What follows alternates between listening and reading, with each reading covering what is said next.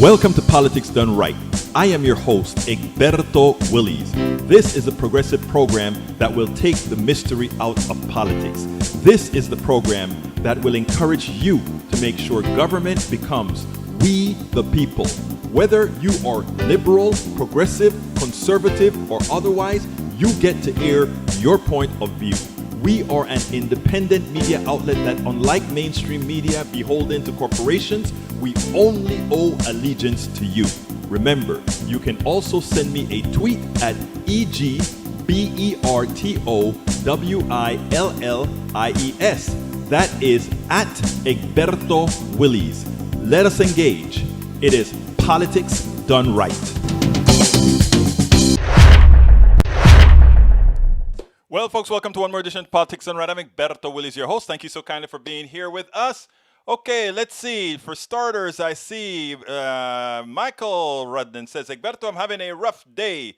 Let me read it. I want to read it all. Egberto, I'm having a rough day. Found out that the Democratic Party screwed the Greens in court over some technicalities this week. Acting on the Democratic again makes me less likely to vote blue, and I have a feeling that this sort of action will backfire worse on the Democrats than they left the Greens alone. If Democrats really wanted a more representative election with higher voter turnout, ranked choice voting is a much better idea than voter suppression. As far as rough day, this is the sort of thing I would expect Republicans to do, not Democrats. Article 5. Okay, let me talk to you a little bit, Michael Redden, brother. Let me talk to you. There is no difference in nasty tactics when it comes to voting that any of these parties would do, inclusive the Greens. In fact, the Greens is an appendage of the Democratic Party as well. And many of the indignities that we face in the Democratic Party, they're now facing in the Green Party. Trust me, I've worked with some of the former person who ran for the president of the Green Party is a good friend of mine, Cobb. Now, let me just say one thing. What we have to do here is, I don't call it vote for the lesser evil. What I call it is strategic voting, so that ultimately we can work towards the outcome that we as progressives know or desire. Let me give an example. Is Biden a progressive? He likes to tout that way, but when Biden gets into office, Biden will be listening mostly to the people that makes him believe that he has to listen to them. And that goes for absolutely every politician running. For anybody who's listened to my show for a long time, you'd hear me say things like, politicians are empty vessels to be filled. When they are filled with money, that overrules everything if they think that money corresponds as well to the people, that money can control the people as well. In other words, I'm the bad politician, or I'm the empty vessel that's a politician right now. And this lobbyist is offering me a lot of money. Everybody wants a certain amount of money, and not very many people can be pure enough to say no. I am that politician that's going to look and say, I can take this money because they're guaranteeing me that I do what they want. They'll ensure that the next election I will get the support and they'll vote for me. Or enough people can stay on the streets. I don't know how many of you remember Obama for America. Obama for America was that group that Obama put together, real powerful group, real grassroots group. And I thought that group was going to stay into existence for the duration of the Obama administration, because what it was a huge grassroots posse that had power. And what did Obama's people do? They pretty much disengaged that group. That is one of the reasons what I stand for, what we should stand for, is forming our grassroots groups independent of the politicians, so that we are the ones filling that vessels, not simply a politician who created us to create that movement to move forward. What am I saying, Rudnin? I am saying there's a lot of kicks that we are going to take because much of that we hadn't done.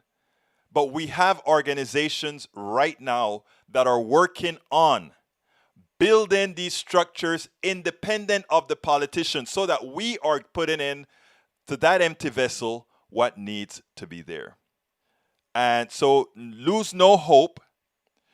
Do nothing that will cause us to have to take a couple of steps backwards, because I tell you what, Donald Trump is bad, and a lot of folks on the other side is bad as well, but are bad as well.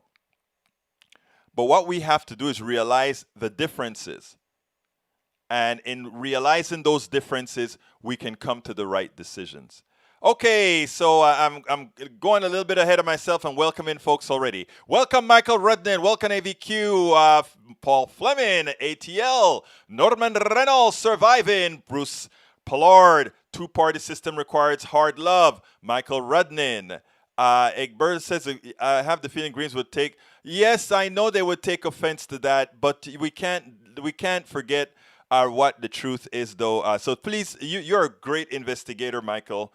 Just go ahead and do some research on the Green Party. Do a research on what happened last year in choosing the president and vice president. Also, remember that we had the convention here in Houston for a while. So what I'm trying to say is the purity is going to come from the grassroots, not from these people that are populating these things and fighting for power. What you find is there are some people in the Democratic Party, they get into an argument among themselves, and then they go ahead and because they can't come to an agreement among themselves, they go form another party or they go form something else.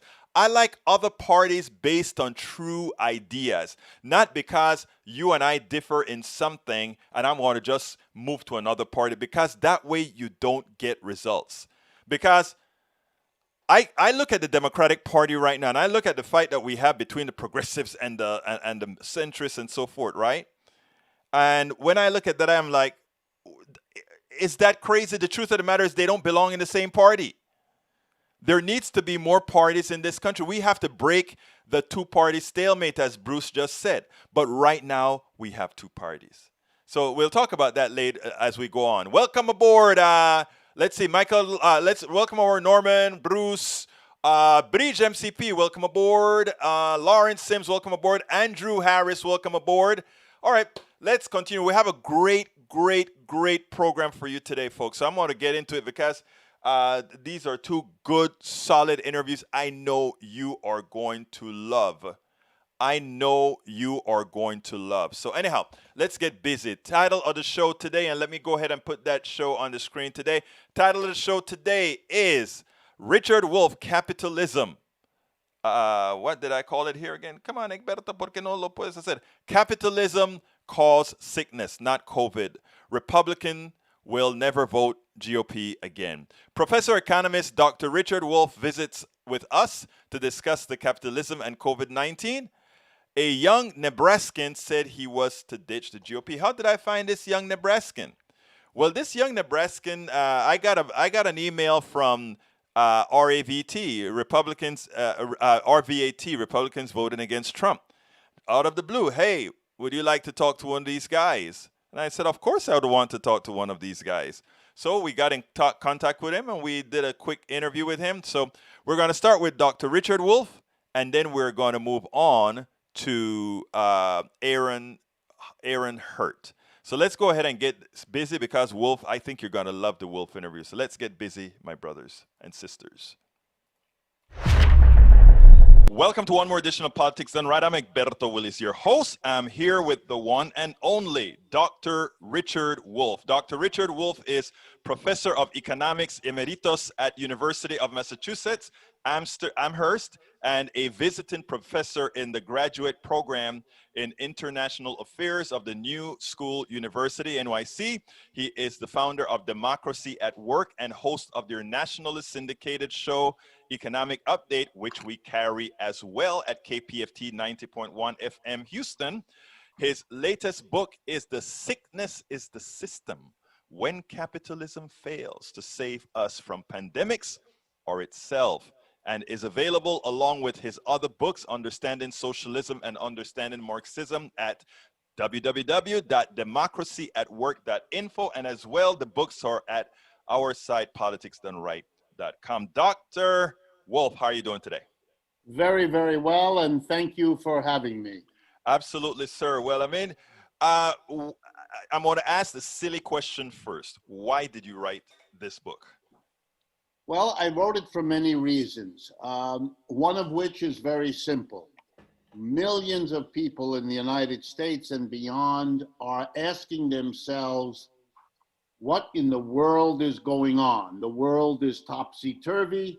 We can't go outside. We have to shelter. We can't get 6 feet from one another. Our jobs are in jeopardy, if not gone. Our incomes are in jeopardy, if not gone. The rich are getting even richer as the mass of people have a problem. What in the world is happening?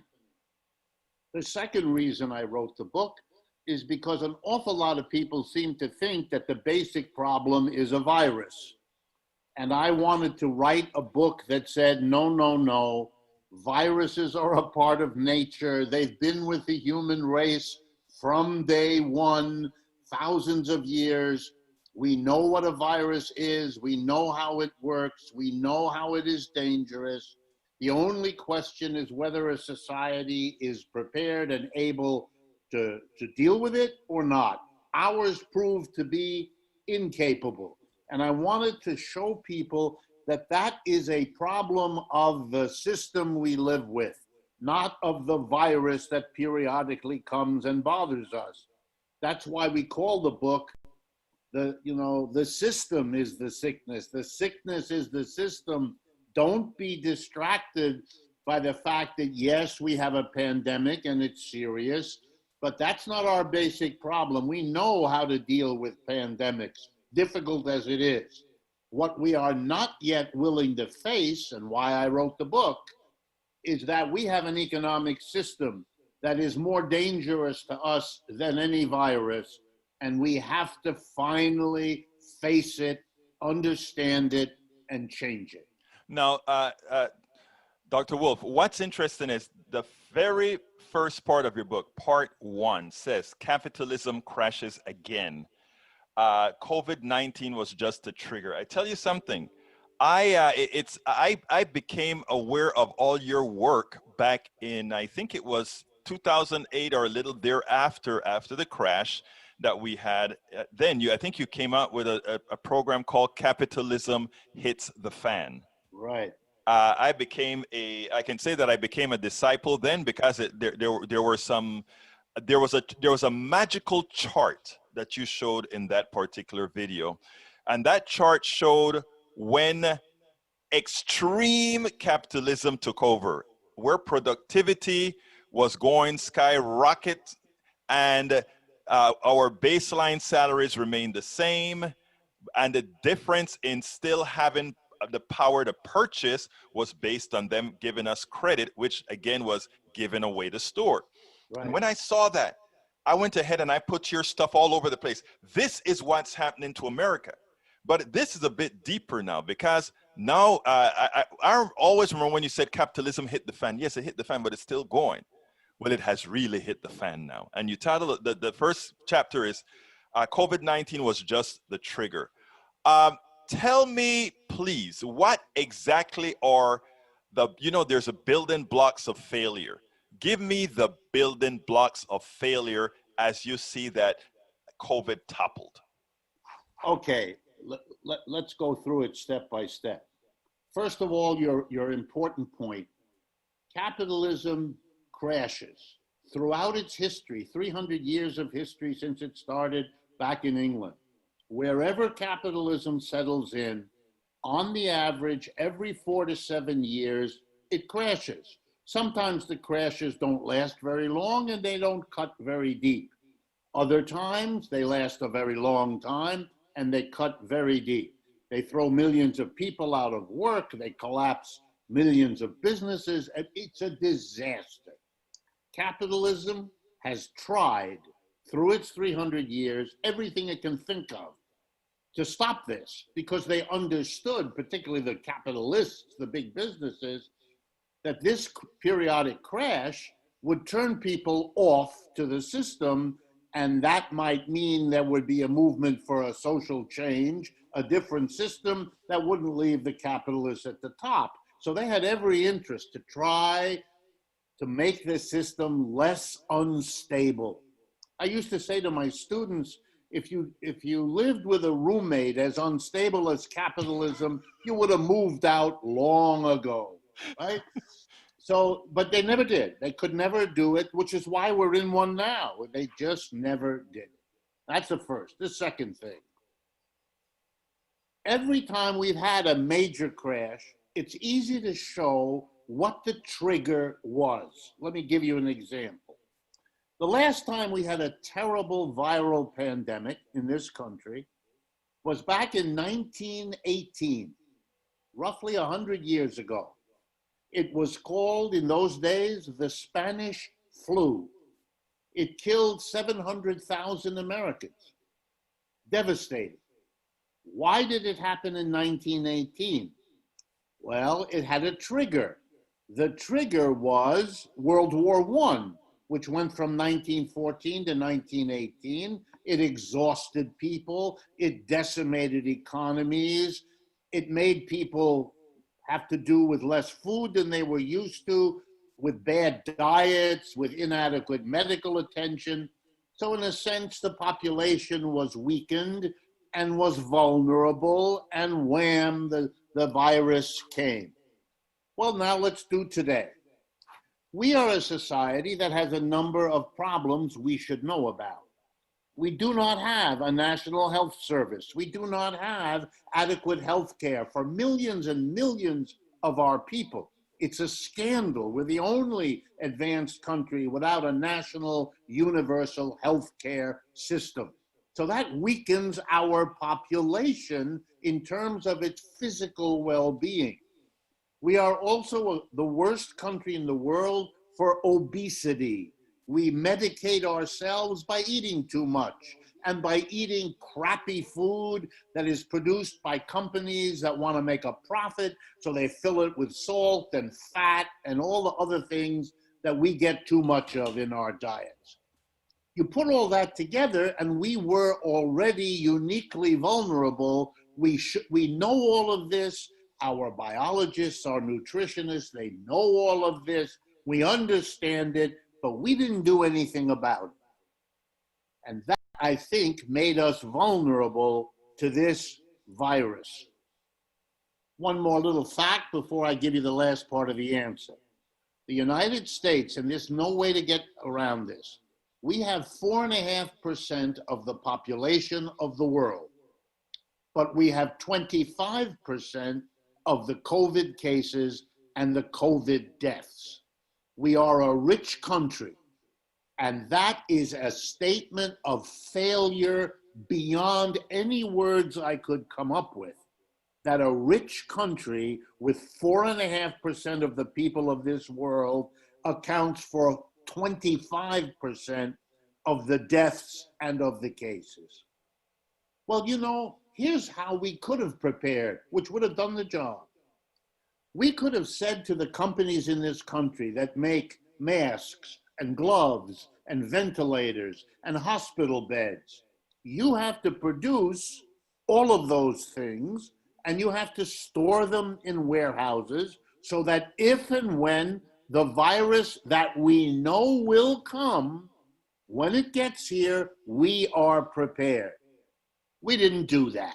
The private companies, capitalist companies, they don't want to do that. And you know why? Because that's their system. They do what's profitable. And guess what's not profitable? Produce millions of masks, stick them in a warehouse where they gather dust and have to be cleaned and have to be monitored and have to be replaced. Wait for years until the next virus. No company's going to do that because it isn't profitable. That's a, ready? Failure of capitalism to do what we need for public health. There's no other way to say it. Okay, then the government can come in. That's what the government's supposed to do. It should come in and say, well, private capitalism stinks at maintaining public health, so we'll do it. We're the government, we will buy the masks, the gloves, the ventilators, all of it. We will store it around the country where people are, and we will maintain it, and we will monitor it, and we will have it available when the next virus hits. in the United States, where our politicians think that the private capitalist sector is where efficiency is and where we should rely on. Our government didn't do what was necessary to compensate for the failure of private capitalism.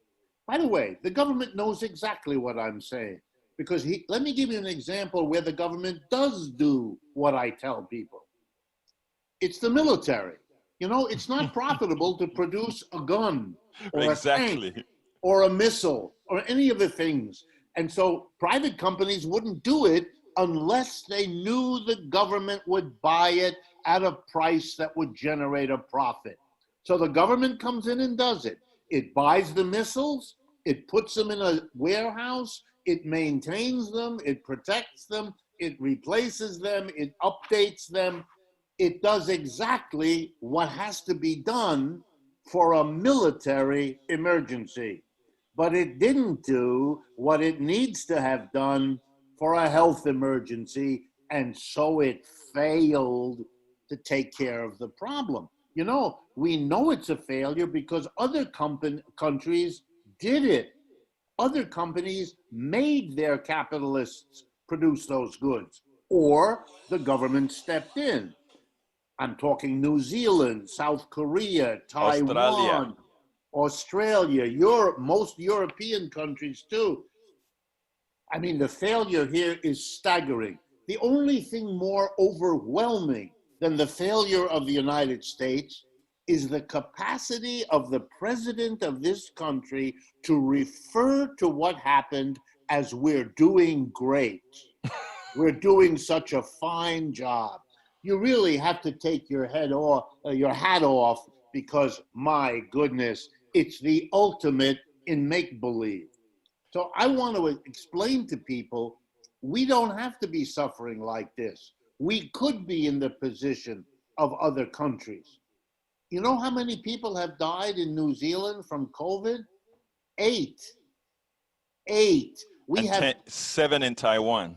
That's right. And we have 200,000, I believe we crossed today. We crossed it. 200,000 dead people. I mean, you are killing this country because of an economic system that wasn't prepared and that has been unable to contain this virus. These are failures of the system.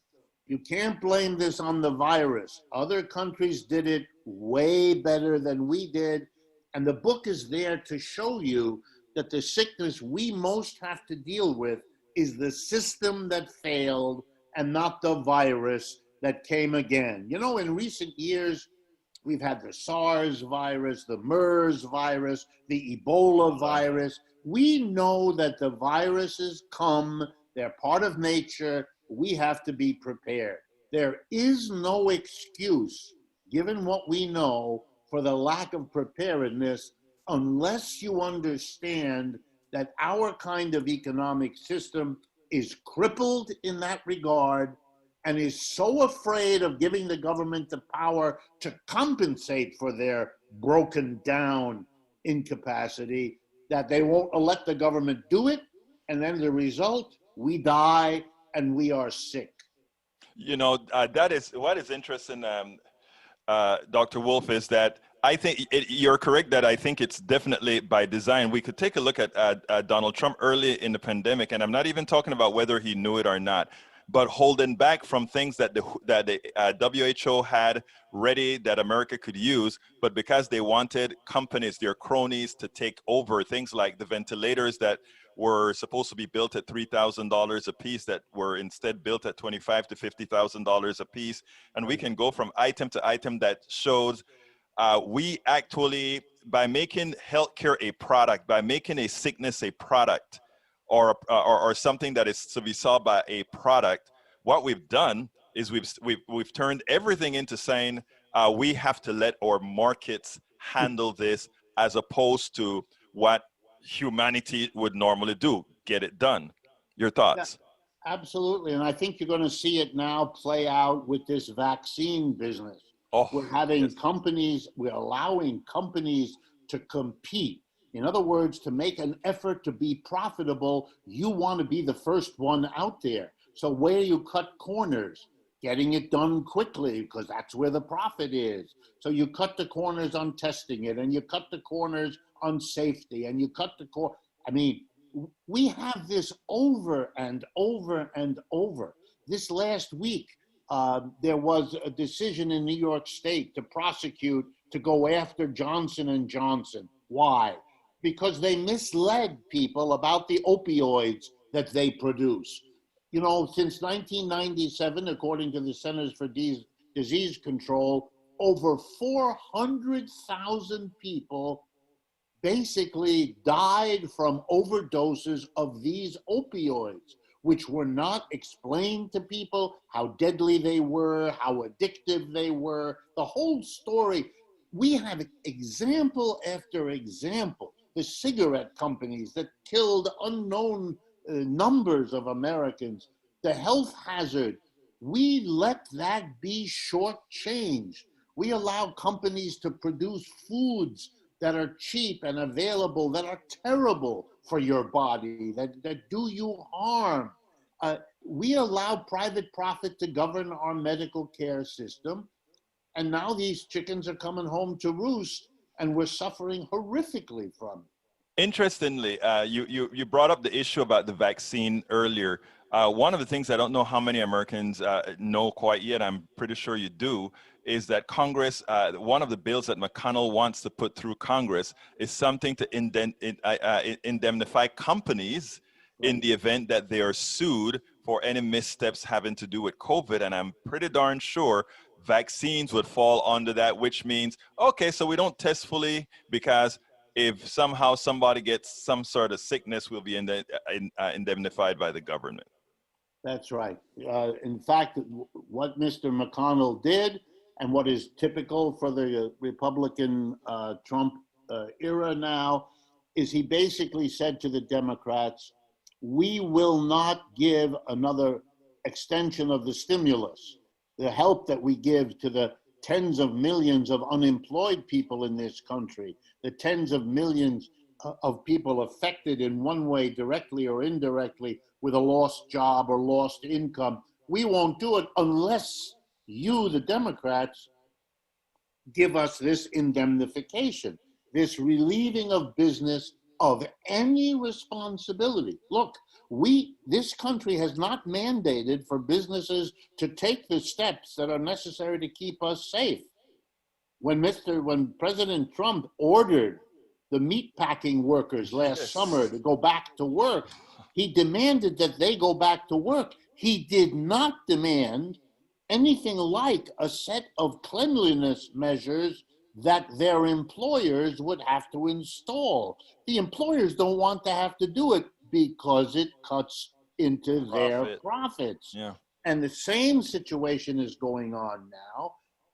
They don't want the employers not only to have to keep the place clean, but then to give them an added incentive to not spend any money on taking care of the COVID risk by saying to them, no one can sue you no matter what happens, even if they can show that your failure to socially distance, or your failure to disinfect, or your failure to check the vaccine before you injected it into a human body produced the sickness, the illness, the death.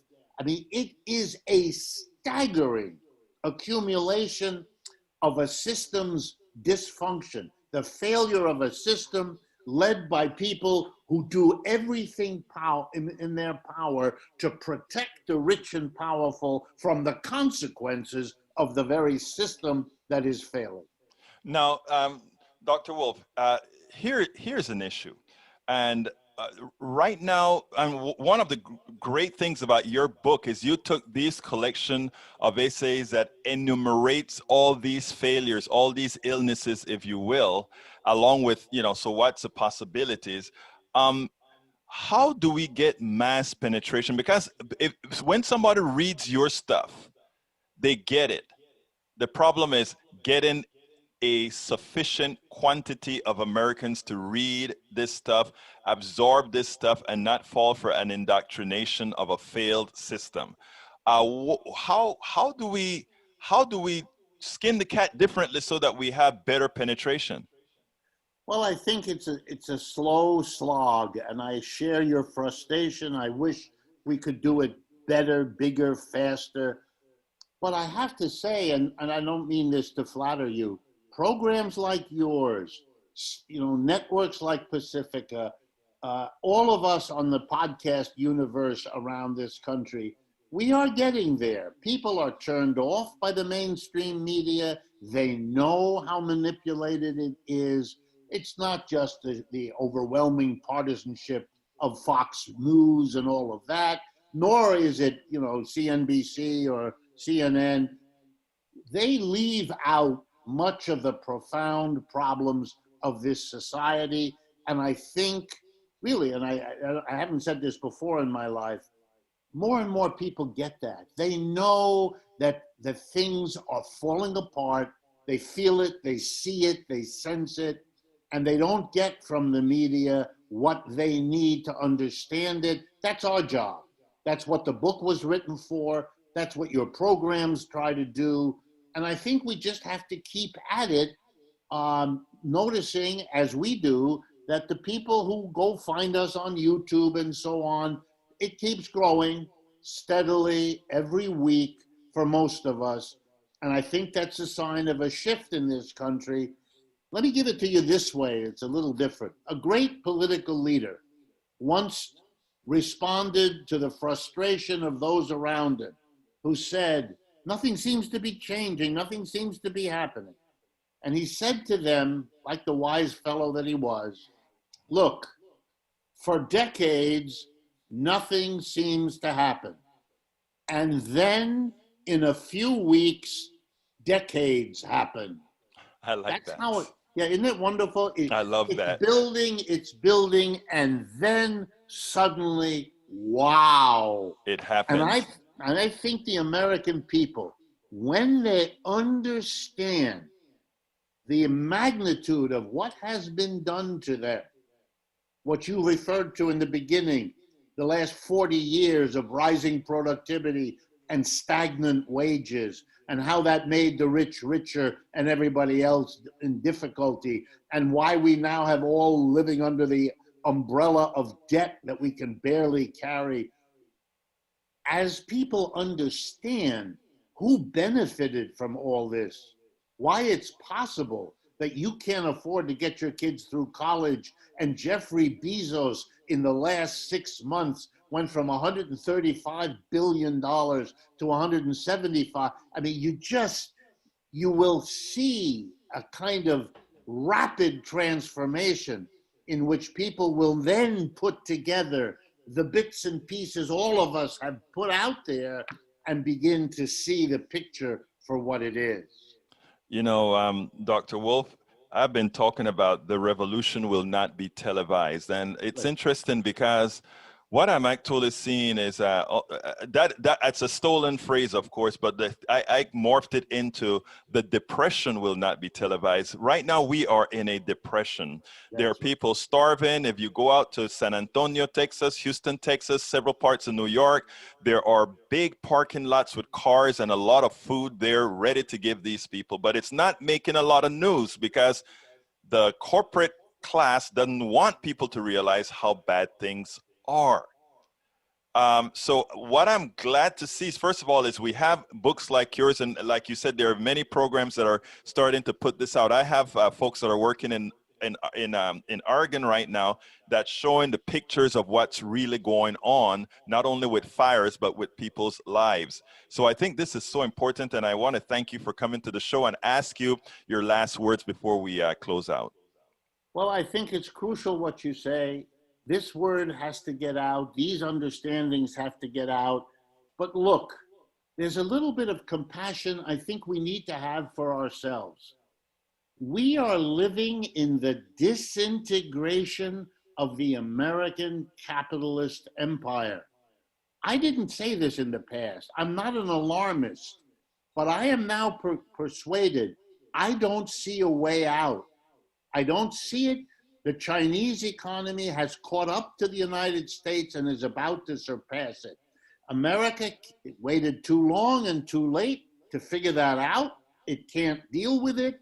The separation from the Europeans, an act of rageful blaming others, is making the alliance incapable of holding itself together. You're seeing disintegration, not just in the United States with the fires and the hunger and the explosion of evictions that is literally around the corner, but globally.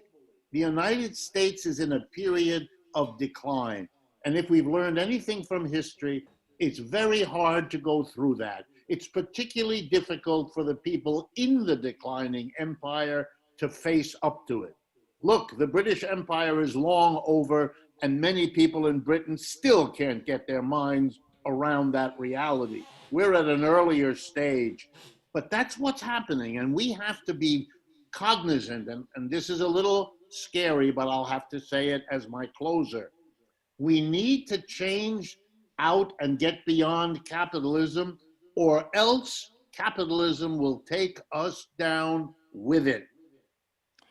Dr. Richard D. Wolff, author of The Sickness is the System, When Capitalism Fails to Save Us from Pandemics or Itself. Thank you so kindly for having been once more on Politics Done Right. Thank you very much, and thank you for Politics Done Right. It makes every bit as big a contribution as I try to make, and I am flattered to be part of it. Okay, folks, I hope you enjoyed that. But before I need to go ahead and do my pitch real quickly. But before I do that, I want to tell everybody that's here, whether you're left, right, middle, troll, or whatever, I genuinely care about everybody who happens to come here and give me a view. And the reason why is because that is the way we actually get to change minds. That's the way we get to share minds. That's the way we get to do things. But there's something that bothers me, and I want everybody who's on right now to stay on, because this has to do with what Masticator had to say.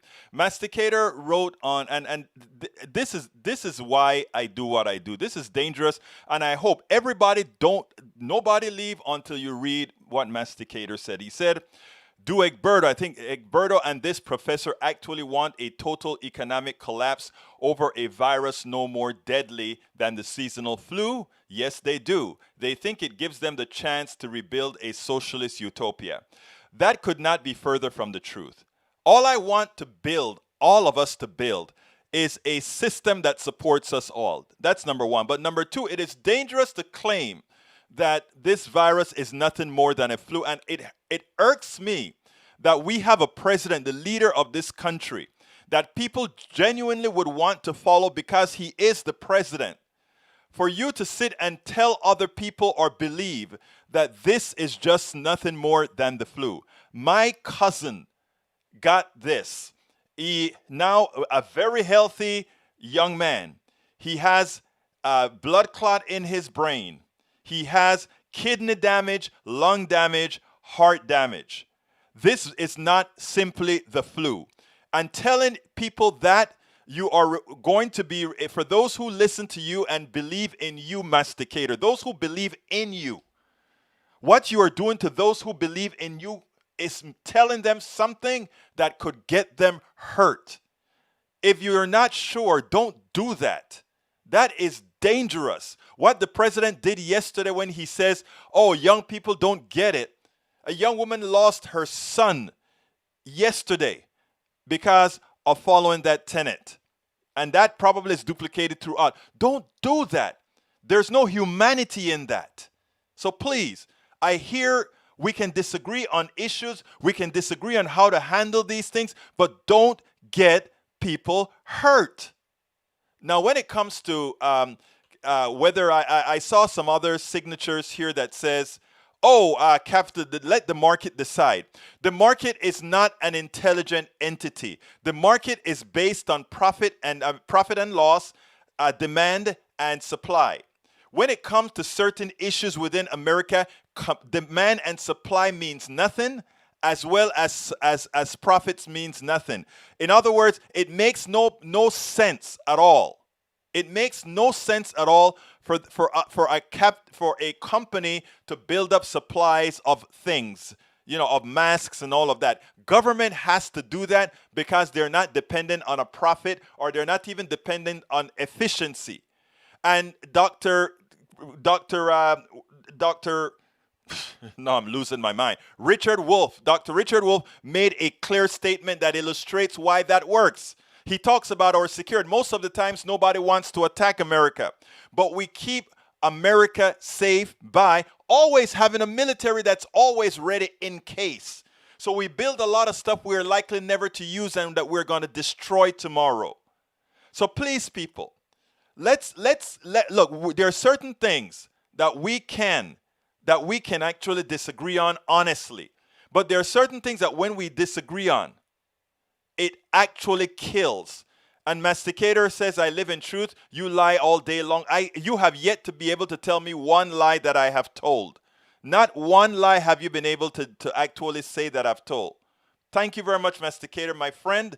But you are wrong and you are misleading people. Those of you that are on YouTube, please support the program. Either go ahead and provide us with a super chat. That way we can keep doing what we do, getting the information out. Or what I rather you do as well is join. Click that join button. It's inexpensive and you keep us getting people like Dr. Richard Wolff on board and others to come by as well. My new book, It's Worth It. How to Talk to Your Right-Wing Relatives, Friends, and Neighbors. Please consider getting that book. It's really a good book. The reviews are very good. Actually, I'm getting my second interview sometime on Friday on the book. It is a good book. People really see that what we're trying to do here is communicate and talk to everybody. Everybody. That is how we are going to win this battle. Talking to everybody. Okay. Now you can also become a Patreon. We would love to get a few more. I'd like to get 100 joins on YouTube as soon as possible. We just got authorization to do that. And secondly, Patreon. Go to Patreon, politicsdoneright.com/Patreon, politicsdoneright.com/PATREON. That is how you can, and you can go to PayPal as well. And that is politicsdoneright.com/PayPal. Politicsdoneright.com/PayPal. For those of you not on YouTube but would like to subscribe to our YouTube channel, just go ahead and go to politicsdoneright.com/YouTube. Politicsdoneright.com/YouTube. And please, you can shop or book at our store if you don't want to do it at Amazon. And that is politicsdoneright.com/store, where you can get our book. There it is. It's a really good book. It's worth it. We have our other book, which is as I See It, Class Warfare, The Only Resort to Right-Wing Doom. And for those of you who know, I've always had some weight problem, and I finally knocked that out. Lose weight and be fit now. Okay, folks, we're going to go ahead and play our second interview. This is about a young man that decided the Republicans were full of it, that they really were not. A Republican leadership, not Republican people, because he's a Republican, cultural Republican. Check out the interview. I think you're going to like it, and then we'll move it from then to the next. Welcome to another edition of Politics Done Right. I'm Egberto Willis, your host. I'm here with Aaron Hurt. Aaron, first of all, Aaron, welcome to Politics Done Right. Thanks for having me. Look, we are excited to talk to you mostly because I think you sent a video to RVAT, Republican voters against Trump. Right, I couldn't remember what the name was exactly. Now, have you voted Republican all your life? Since 2004, I voted for Bush to reelect him, and then I voted McCain and Romney, but then in 2016, I did not vote at all. You didn't vote at all. Were you already starting to get very sort of, depressed with the voting system, the electoral system, or what? I couldn't stand either of the candidates. I watched those debates, and then it was just difficult to watch. Okay, so I guys. just completely stayed out. Now, so what made you a Republican? Basically, growing up in Nebraska, we're a very conservative state. I'm from City, Nebraska, which is home of Cabela's. And that's a big gun-toting place. So it's just kind of how I grew up. Just everybody around us was always Republican. Mm-hmm. Now, I always kind of wondered this, right? Because I just wrote a book about talking to your right-wing neighbors, friends, and families. Because, all of us have those different groups generally in our families. And I always sat down and wondered, what would be different between, let's say, you and me? What would be things that you like that I don't? Why is it that that you think that you have to be just Republican or Democrat or whatever? That I don't know. It's kind of just we. I was always been told the R was the golden standard and the D was bad, but I've kind of So that is don't. how you actually grew up pretty much hearing that, right? R is good, D is bad. Pretty much. And it's pretty much a culture. You know, it's interesting because that is what I've been talking a lot about. I've been saying we really need to have people talking among each other, because what you realize thereafter is like, you know, I didn't know Aaron actually put on his pants the same way that I did. I didn't know Aaron really loved his kids also. I didn't know Aaron wanted all the good things for his. I mean, tell me, what do you want out of life? Basically, just live the American dream. Grow up, be able to support my kids. Let them make it so my kids have a better life than I actually had. And what do you think that is going to require, Aaron? Hard work for one. Mm-hmm. Allowing them to get educated, get every opportunity that I had, if not more. What kind of opportunities did you have? As my parents were able to afford to let me go to college. That was a main thing. No, but that is good. I mean, actually, that is good, right? Your parents were able to afford to take you to college. Now, you are holding down right now. I asked you earlier on, you're holding down 2 jobs. So you're working quite a few hours a week, correct? That's correct. I work about 70 hours a week. So 70 hours a week. Yep. And I thought I was the only crazy one around. But here's why I asked you this, Aaron, because a lot of the things that people stand for, or people think that they want, all the things you just said, I want to be able to give my kids what my parents afforded me. Yes, they were able to send you to college. Did your father work 70 hours a week? Maybe that. Both my parents were school teachers. Right. And my dad also had a part-time job as well on top of that. So right. Here and there, he probably works 70 hours a week with being a teacher, and also that probably. Because he grades at home, etc. Yeah. All that sort of thing. The reason I ask you that, right, is that you're so right. You're a hard worker. You're out there. You're beating the pavement. You're saying 2 jobs, and a lot of times, you know, from my perspective, right. I'm a progressive. You're a conservative that's not voting for Trump because of how bad he took things. From my perspective, I see things as like, you're a good person that's just working too damn hard to have to take care of a family. And shouldn't we have an economic system that affords you, once you know you are doing a certain amount of work, that you could still have a family life? 70 hours a week, don't that take away some time from your two girls, two kids? 2 boys. Two boys. Doesn't that take a bit of time away from your 2 boys? Yes, it does. It's definitely hard on them. Okay. Now, isn't it then best? And I'm querying you because, first of all, I want to thank you for talking to me as a, you know, Republican dude that's, you know, throwing Trump over the bus. But wouldn't you want an economic system where you could work, be fruitful, have your kids going to school, that works for you without anybody freeloading off of you? Absolutely. Absolutely. Okay, because the reason I say that, right, is the way that we learn, and I love the way you came up earlier and you said, R good, D bad, and in the D household it is D good, R bad, right? In my household it is issues. I'm a left-wing liberal. I'm gonna tell you that. But I'm a left-wing liberal that lives in a very conservative state. Not a conservative state, a conservative area in Texas. I'm in Texas, okay? And so it turns out that in my immediate vicinity, all of my friends are, guess what? They're you. Right? They're all conservatives, and we have fun, right? We have fun talking issues. And what it usually turns out to be is that we find out that we don't disagree on a hell of a lot. You know, you like your guns. I don't like guns, but I ain't taking your guns away. Yeah, exactly. You see what I'm saying? Now, I don't know.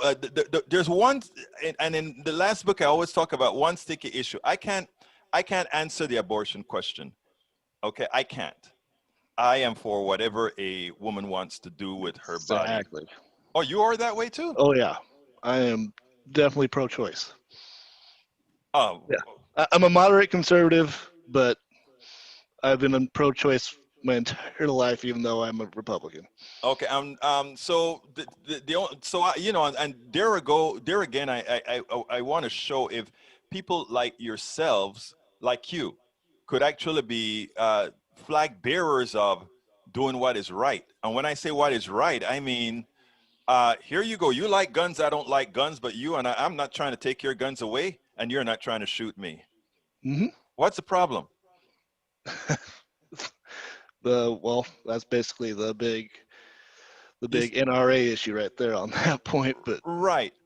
Right. And so what I would love to see is for people to get off of the attacking or thinking that you are bad or that I am bad or that anybody is bad, and that somehow we can come together and do that. Now, what you did, believe it or not, you coming on my progressive show, what you, and I, by the way, I have a lot of conservative listeners as well.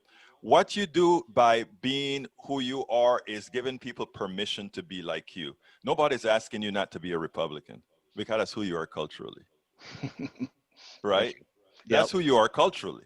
What they're asking you to do is to vote in your interest. The reason I'm saying that, Aaron, is we're talking about your 70 hours a week that you work.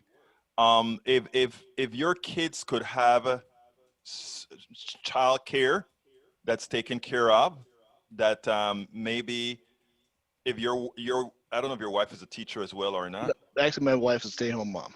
Right. If let's say she wanted to do something other than stay home. Let's say she wanted to have a part-time job, etc. And there were services that, as a society, we said we want to have childcare involved. Is that something that you would be against? No, because honestly, she wants to work, but since I work so much, she can't afford to do it. So we S- we So our economic system is holding you back. exactly. Uh, you know, and those are the kinds of things that I talk about. Do you know that we're in a pandemic right now? But Never heard of it. yeah. Just kidding. But we're in a pandemic right now, and you're still working 70 hours a week. You are still putting yourself at risk, I imagine. Yeah. My full-time job I work from home, but my part-time job is essential work. So It's yes, a, I'm pushing my yeah. so you're an essential worker. Now, earlier on, we had things like a stimulus that was given that a lot of people talk about. We don't have enough money for a stimulus, right? And I look at you, and I say you are doing fine working 70 hours a week, but in that job that you are doing, where you are an essential worker, oh, shouldn't you really be getting some sort of a stimulus for those of us who don't have to do that as keeping society going? It'd be nice. But don't you see that we should have a require? And you can disagree with me if you want, but don't you think that we owe those people who we're asking to go out there and put themselves on the line a little something for that risk? Well, at my essential job, I actually do make $2 more an hour for being an essential worker, which is nice. And Your it'd be company did that for you. yeah, yeah, and it'd be nice if probably everybody else who's out there risking their lives would be paid a little bit more just to be out there. I agree with that. You know, so those are the issues, and I think progressives like myself believe in, right? And the thing about it is, there's a tendency to say things like, "Well, the money isn't there." And then I asked the question, how did Jeff Bezos, during the pandemic, able to go from $120 billion to $170 billion in worth? To which I also ask, if we were deficit spending, how did we afford given all those tax cuts that we've just given to all these people while we have a lot of people suffering in West Virginia, in Nebraska, in all these other places? Those are the things that I question. And in talking to people like yourselves who are generally support Republicans, who generally support those policies, my question is, good and bad, why do you do it? Like like I said, it's a lot of people just grow up seeing the R, and I've kind of opened my eyes. I've moved to Omaha, which is now a purple. It's very Yeah. purple. And luckily, Nebraska, we split our Split electoral your votes, electoral votes. Yeah. and it's a toss up. So hopefully we can get Biden steal one here in Nebraska. But Right. Let me ask you another question because, if I go ahead and I spoke to most Republicans in your state, more than likely I would be kind of just shoot off for two reasons. One is there are preconceived notions that, let's say, a black person is looking for a handout. I'm just saying that there is that sort of a straight stigma. up, yep. I don't. This is politics done right. We speak straight up, so you can say anything on my Nope, show. I completely agree. You would be looked down upon if you were looking for a handout, especially being black. Exactly. If I come and I say I'm a progressive and we need to increase taxes on people who make over $400,000, they'll say, "Oh, you're just a black dude looking for a handout." But a white guy who was a former Republican, or I don't know if you're still a Republican, maybe. No, Okay. I'm registered, but not a Republican. I'm pushing policies that most of them would be considered progressives, and most of the people in your state would look at these policies and say, "Oh, you're just a pinko liberal." And above that, I have another strike in many areas in this country as a black person, saying that we need to increase taxes. The first thing they're going to connotate that to be is somebody looking for a handout. But if it is somebody like you, a white guy who was formerly a Republican, who was on the inside on what is Republican, before having to overcome what I would have to overcome to get people to listen to me behind my having been a progressive, behind my being a black person, don't you think you'd have some power there? Oh, we definitely have a little bit more power, sadly. Um, right now, my Congressman Don Bacon, he's definitely he was a hell yes to the getting rid of the ACA. Right. And it'd be nice if his opponent she's kind of really far left, and it's going to be a tough road for her. But it'd be nice to get her in there just to sway the things on Nebraska for us a little bit. Well, what I want to tell you, Aaron, is first of all, it takes a lot of courage to be doing what you're doing. It took a lot of courage to make that video that you made, and I'm going to play it along with this when we play this show. But I also want to urge you and encourage you, just like you made that step to go and speak to that group, that you can really make a difference. First of all, as young as you are and where you are, for people to listen to, because people will listen to will listen to what you have to say. I appreciate you talking to me, Aaron, and you keep up the good work and get some rest. 70 hours is a lot of time. This is talking from somebody who works 16 hours a day. So Nice. Thank you so kindly for your Thank interview, you. sir. Well, folks, I hope you like that. We got to get out of here. I was running out of time, but Masticator, I wanted to get some of the people, I want to put out good information out here. Anyhow, my dear brothers and sisters, we got to get out of here. But I want to say, by the way, let's see, there's Hope. Talk to me offline because you're giving me idea. Let's go ahead and produce that show on RBG. I think that's a good stuff. That would be a very good thing to do. Talk to me offline. Folks, my name is Egberto Willis. Before I go, please, if you are on YouTube, please join our family. Click on that join button. Let's become a family. On October 3rd, I think I'm going to have my first posse, okay? My first posse will be October 3rd, where we probably, for those subscribers on YouTube, we'll all have that chat open for everybody to be a part of a YouTube that will be for the YouTube people only. I'm trying to garner some more support for the channel, so please help me out there. So just click on that join button. Help us keep this important stuff going. Also, please get my book. The book is, I just put the link in. Well, I thought I put the link in, but it didn't go. Para ver. Let's see if it'll go now. No, it didn't go. It probably wants me to go ahead and refresh the page. So what I'll do, no, I don't want to refresh the page. Let's see. Get on their book. No, you're not going to go. I think I had found another way to do it. I remember what we had to do. We got to do that. So So there is a link for the book in the stream right now. So just go ahead and click on that, and you can actually go ahead and get the book. And likewise, please, if you really want to make sure that the progressive message can go out there, we need support for independent media. And the only way we can support independent media if we all chip in a few pennies ourselves to do it. And you know the work that I do. You know how hard we work to make sure and get this material out. So all I ask is be a part of it. We're all one big family. We all take care of each other. Even those of my brothers on the right, that's one country, man. We'll get it taken care of. My name is Egberto Willies. This is Politics Done Right. And you know how I end this baby. I am what? Out!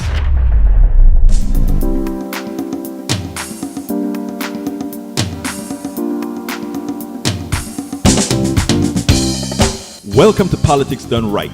I am your host, Egberto Willies. This is a progressive program that will take the mystery out of politics. This is the program that will encourage you to make sure government becomes we the people. Whether you are liberal, progressive, conservative, or otherwise, you get to air your point of view. We are an independent media outlet that, unlike mainstream media beholden to corporations, we only owe allegiance to you. Remember, you can also send me a tweet at EGBERTOWILLIES. That is at Egberto Willies. Let us engage. It is Politics Done Right.